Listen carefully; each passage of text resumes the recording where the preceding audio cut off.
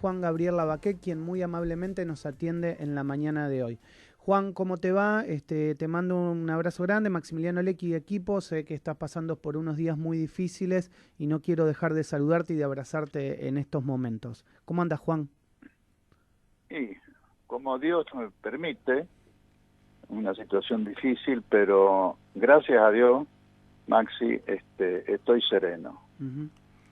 Es un duelo triste, por supuesto, pero no he perdido la serenidad. Lo estoy asimilando poco a poco. El resto es cuestión de tiempo y de la voluntad de Dios. Bueno, y el recuerdo grande seguramente para tu señora, que siempre estuvo al lado tuyo y una persona, la verdad, pero muy, aquellos que la hemos conocido sabemos que ha sido una gran mujer. Así es, así es. Te convocamos hoy para hablar de un tema importante para el nuevo gobierno de Alberto Fernández y tiene que ver con algunos cambios que se vienen en política exterior sobre todo y en la visión del mundo de la que tenía Macri a la que tiene el peronismo y la que tiene históricamente y la que tiene también Alberto Fernández. Entre ellos esto de Hezbolá, ¿no? De sacarlo de la lista en la que la había puesto Macri. ¿Qué opinás?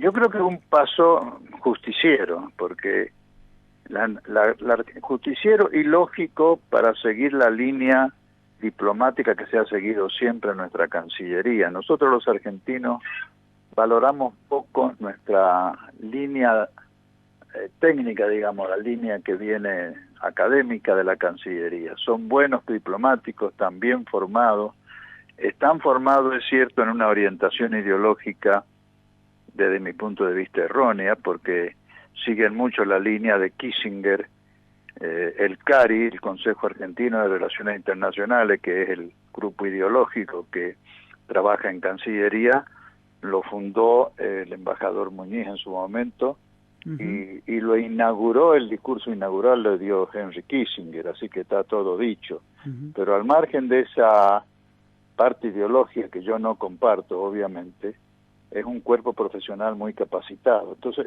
se ha despreciado esto, pero la Cancillería Argentina, aún con la inspiración de Kissinger que te dije, uh-huh. Siempre se ha mantenido en la tesis de que los grupos terroristas van a ser considerados como tal por nuestra Cancillería cuando las Naciones Unidas lo califiquen como tal. Y a Hezbollah, el único que lo ha calificado como terrorista es Estados Unidos e Israel, es un chiste, ¿no? Uh-huh. Sí, por eso no se termina de entender por qué Macri lo hizo, ¿no? O sea, por qué Macri lo llevó esta declaración adelante. Porque Macri también confundió los tantos y pensó que las alianzas argentinas en el exterior, las diplomáticas me refiero, las de política internacional, tenían que hacerse en base ideológica. Es la vieja tesis de Onganía, de todas las dictaduras militares, que vos tenés que tener amigos en el mundo nada más que con los gobiernos que coincidís uh-huh. ideológicamente. En cambio, para el peronismo, y yo creo que para la sensatez, no solamente para los peronistas, para toda la gente sensata, las relaciones internacionales tienen que guiarse por el interés nacional, no porque el gobierno de tal país tenga afinidad contigo, sino porque hay afinidad entre los pueblos, porque hay complementación entre sus economías, etcétera, etcétera. Hay lazos de afecto.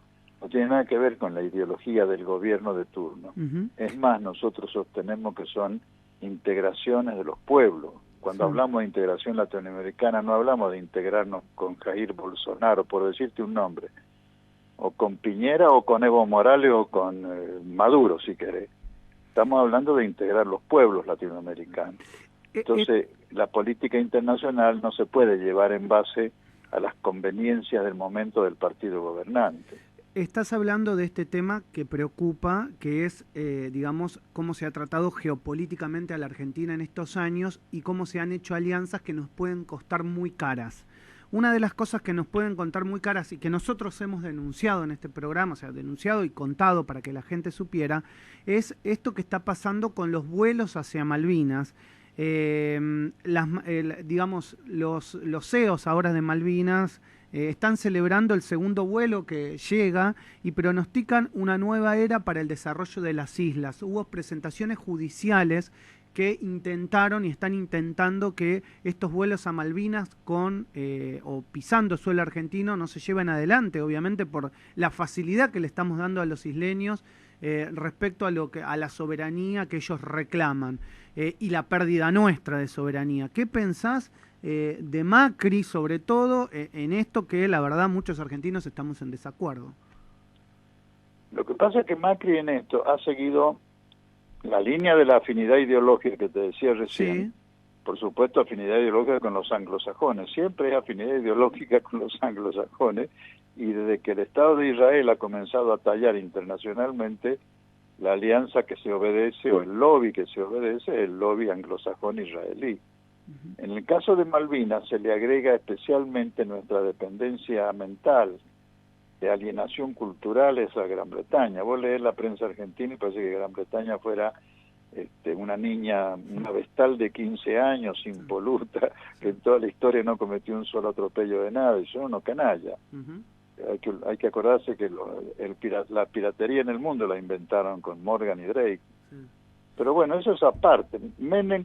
No, pero es tan importante este lavado de cabeza que vos estás diciendo, que solamente mirar la serie que hoy está en boga y que todo el mundo está viendo en Netflix, The Crown, y están prácticamente poniendo al Imperio Británico como los más buenos del mundo, y la reina es la que sufrió todo, y el resto, y la verdad, yo te digo, el otro día la veía y yo dije, tengo que hablar con Juan de esto. Pero es que hasta en lo ridículo, en las pequeñas cosas, se resfría el hijo del cuarto en la sucesión real de Gran Bretaña y te sale en primera página por poco de todos los diarios. Y a nosotros qué nos importa que se resfríe el hijo del cuarto de la sucesión. Bueno, es que esto es la alienación cultural que existe, ¿no es cierto? Entonces, Gran Bretaña no pudo ser mala. ¿Cómo? ¿Y qué pasó con la guerra en las Malvinas? Bueno, pero fue un error, pero nuestro, a lo mejor de ellos.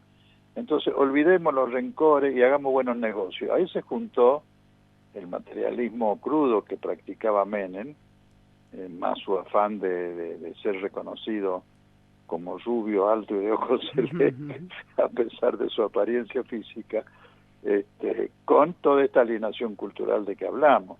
El paraguas de la soberanía, postergar el reclamo de soberanía sin término. Decime, ¿cuándo termina el paraguas? ¿10 años, 15, 40, 2 siglos, un milenio? Inglaterra tiene la política oficial, reconocida por el Foreign Office, de postergar toda discusión de soberanía y mientras tanto ir creando un derecho práctico a la ocupación de facto.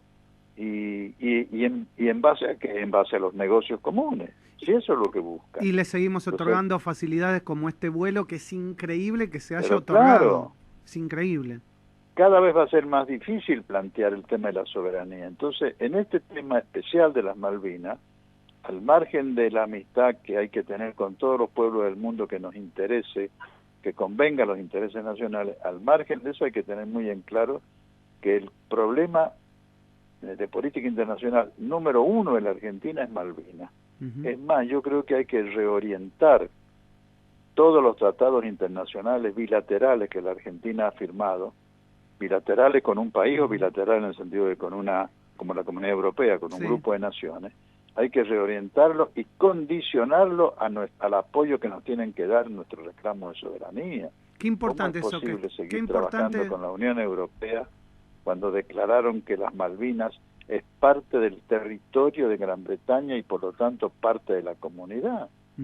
El Tratado de Portugal, el Tratado de Lisboa del 2011, creo que fue, o 2007, no me acuerdo bien.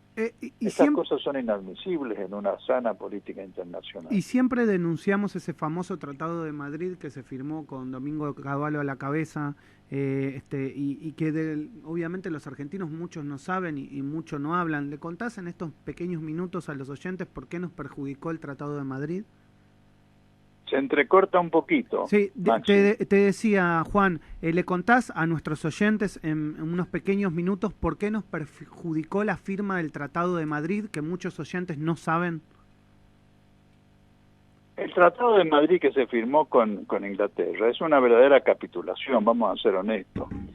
Se firmó que se dejaba el tema del debate de la soberanía bajo un paraguas, en el sentido de que se abandonaba sin término todo reclamo argentino sobre la soberanía en Malvinas y nos dedicábamos exclusivamente a los negocios, pero con una condición, y esta es la condición que nos ha atado en los últimos 20 años a la política británica en el Atlántico Sur, y es que la Argentina no podía variar la posición de ninguna de sus fuerzas armadas en el Atlántico Sur, ni un barco, sin conocimiento, dice, sin comunicárselo.